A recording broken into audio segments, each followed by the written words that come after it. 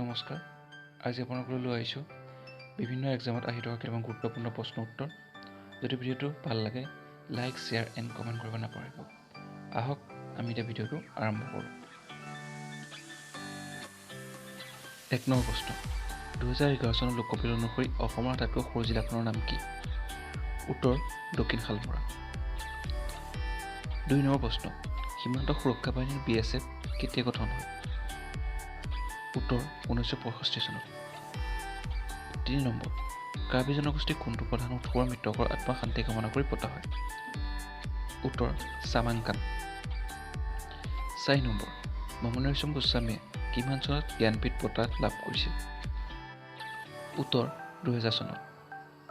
৫ number, Raghudev কাৰ পুতেক আছিল? উত্তৰ ৰঘুদেৱ চিলাৰায়ৰ পুত্ৰ আছিল। ৬ নম্বৰ, কোনটো ধূমকেতু ৭৪ বছৰ মূৰে মূৰে দেখা যায়? উত্তৰ হেলিৰ ধূমকেতু। ৭ নম্বৰ, হস্তী মহোৎসৱ কোনখন ৰাষ্ট্ৰীয় উদ্যানৰ লগত জড়িত? উত্তৰ কাজিৰঙা ৰাষ্ট্ৰীয় উদ্যানৰ লগত জড়িত। ৮ নম্বৰ, কৃষক মুক্তি সংগ্ৰাম সমিতি কিমান চনত গঠন কৰা হয়? উত্তৰ ২০০৫ চনত।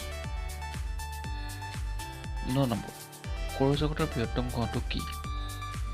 উত্তৰ বৃহস্পতি।